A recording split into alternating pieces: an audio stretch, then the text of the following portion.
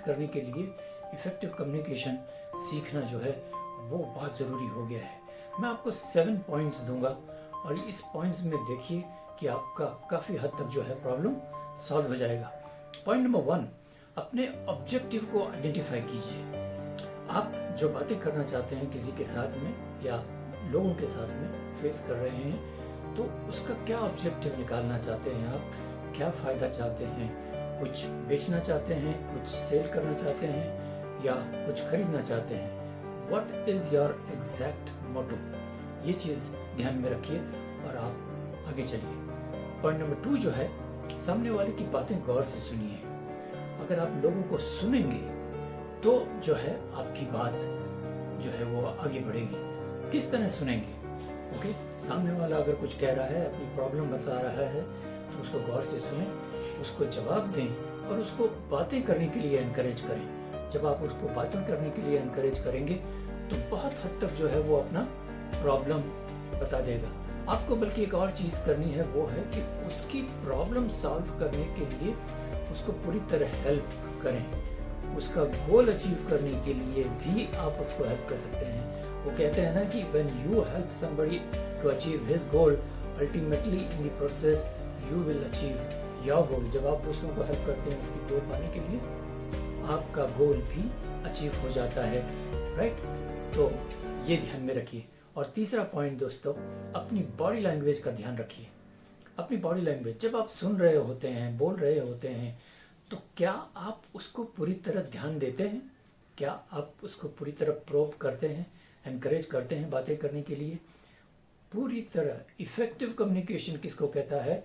जब आप उसकी बातों में लगातार बने रहते हैं, अपनी एनर्जी लो किए बगैर, अपने आप को डाउन किए बगैर। सामने वाले को ये ना महसूस हो कि आप बोर हो रहे हो। ध्यान में रखना।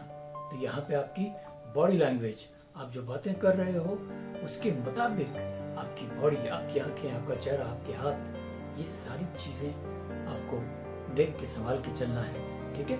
और चौथा पॉइंट है जो है, अपनी ऑडियंस को जाने। ऑडियंस कौन है आपकी? एक बंदे से बात कर रहे हैं आप, 5 से बात कर रहे हैं, 15, 20 या 100 से, कितने लोगों से बात कर रहे हैं? इन सारे लोगों को अगर आप जानते हैं, जनरल पॉइंट्स जानते हैं कि ये किस मकसद से आए हैं आपके पास में, क्या सुनना चाहते हैं, क्या सुनाना चाहते हो आप, ये सारी चीज़ों का अगर आपने ध्यान रखा है तो आपकी स्पीच जो है वो सुपर हिट होगी। ओके, लेकिन अगर आपने इनको जाना नहीं है, कौन है, कहाँ से आए हैं, क्या जानना चाहते हैं आपसे, तो मुश्किल हो सकता है। तो इस तरह का कुछ भी ऐसा मत कीजिए कि सामने वाले को दिक्कत हो और आप बीच में अपनी स्पीच जो है फंबल हो जाए, अधूरी रह जाए। ओके, 5वां पॉइंट दोस्तों है कि सेट योर पेस। पेस मतलब स्पीड। आप जो बातें करते हैं, आप जो चीज़ें बोल रहे हैं, उसकी एक बार जो स्पीड आपने शुरू कर दी, ध्यान रहे कि वो स्पीड जो है कभी भी गिर ना पाए, स्लो ना हो पाए। उस चीज़ को मेंटेन रखिए, आपके चेहरे के एक्सप्रेशंस को मेंटेन रखिए और आप देखेंगे कि आपका जोश भी उसी तरह बना रहेगा। अगर आप लोगों में इंटरेस्ट दिखाओगे, आपका पेस जो है वो ऑटोमेटिकली बना रहेगा। उनको जो भी चीज़ें आप सुनाएंगे, you will win the game. Okay, तो ये बना के रखिएगा, अपनी स्पीड हमेशा बना के रखिएगा। ओके, और 6वां पॉइंट दोस्तों, सही समय चुनिए। कुछ भी बोलने के लिए, कहने के लिए समय का चुनना बहुत ही ज़रूरी होता है। मैं आपको एक एग्जांपल दूं। मान लीजिए कि आपके घर वाले जो हैं, आप एंड ऑफ द डे घर पहुंचते हैं, घर वाले जो है बहुत खुशी में हैं और वो कुछ सेलिब्रेट कर रहे हैं। हो सकता है केक काट रहे हैं या कुछ स्वीट्स खा रहे हैं, बहुत ज़बरदस्त सेलिब्रेशन हो रहा है। आपके पापा, आपके मम्मी जो हैं, बच्चे आपके, वो सारी चीज़ें सेलिब्रेट कर रहे हैं। ऐसे मौके पे क्या आप उनको कोई बैड न्यूज़ दे सकते हो? बैड न्यूज़ जिससे माहौल दुखी हो जाए? Definitely not. आप कभी भी उनका माहौल दुखी नहीं करना चाहोगे, तो you have to make sure that आप समय को जांचिए और कौन सी चीज़ कब बोलना है, इस पे काम कीजिए, राइट? तो ये बहुत ज़रूरी है। और 7वां पॉइंट दोस्तों,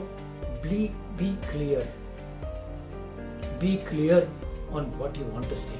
आपने क्या तैयारी की है? आपने क्या तैयारी की है और आप बोल क्या रहे हैं। ऐसा अगर हो जाता है तो बातें मुश्किल हो जाती है दोस्तों। आपको जो चीज़ कहनी है, जो टॉपिक कहना है, उस चीज़ को जो है शुरू से प्रिपेयर कर लीजिए कि आप अपनी बातों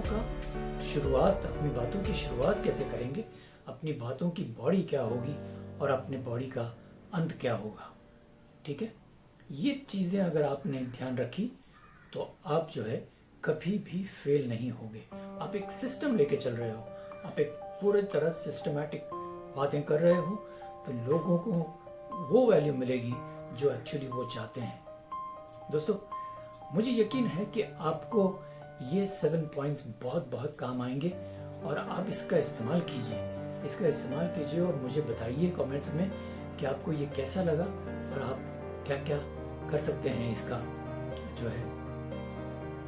राइट, तो आप जो है भूलिएगा नहीं कि आपने सब्सक्राइब करना है अगर सब्सक्राइब नहीं किया है तो, और आपको कमेंट करना है, लाइक करना है। आपका कमेंट और लाइक से मुझे बड़ा एंथुसियाज्म मिलता है, एनकरेजमेंट मिलता है और मैं बहुत खुश होता हूँ। मैं चाहता हूँ कि आप खुश रहें, आबाद रहें और हमेशा कामयाब रहें। मैं जल्दी मिलूँगा आपको अगले वीडियो में। Till then, take care of yourself. Thank you.